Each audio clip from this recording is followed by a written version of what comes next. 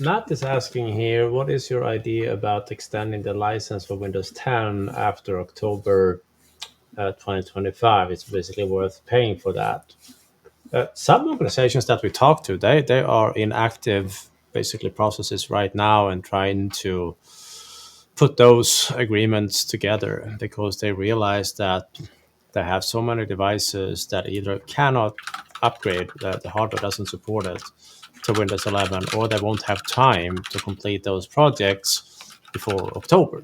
So they decided that, all right, we're actually going to pay not for all of our devices, but for some more devices that they will pay for to get those updates.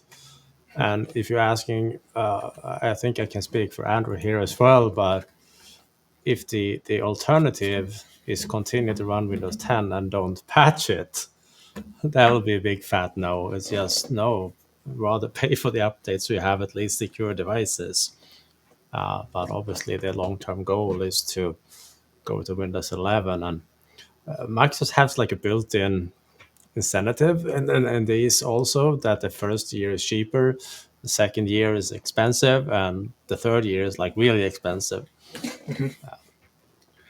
Well, and it depends. There's so many scenarios too where so we had a similar question yesterday in one of our courses, and basically the range of cost depending on your scenario is $0 for extended security updates all the way up to $61 at the most.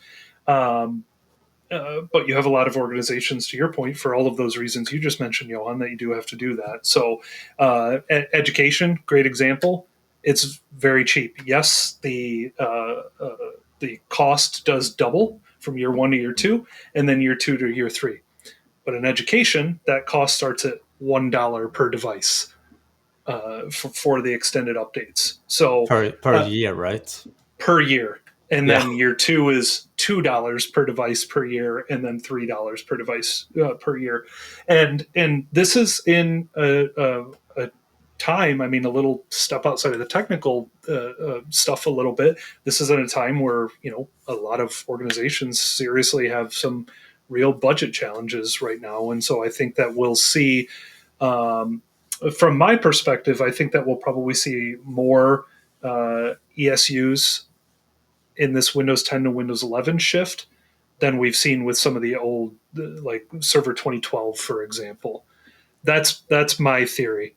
But as you mentioned, Johan, I think still based on the tools that we're using, Intune is going to continue adding features that are Windows 11 only. Microsoft is going to add features that are Windows 11 only. Heck, we saw Windows Lapse features that were only Windows 11 24H2.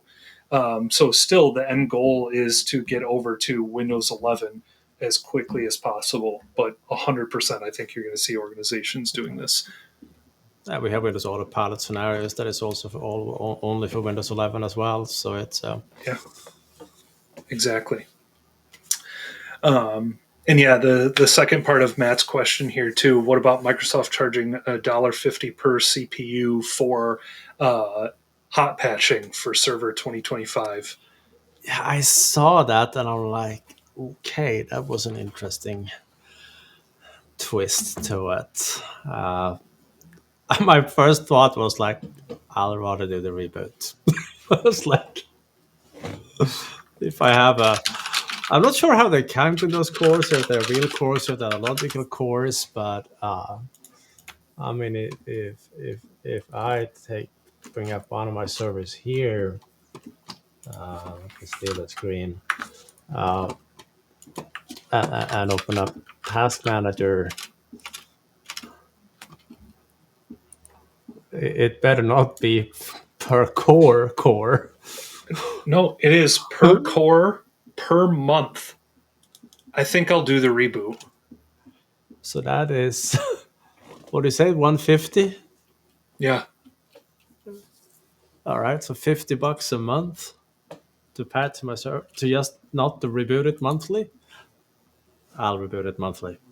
Yeah. Look, I'm sure there are organizations that the reboot will be or the $50 will be cheaper than the reboot, but man, I'm with you.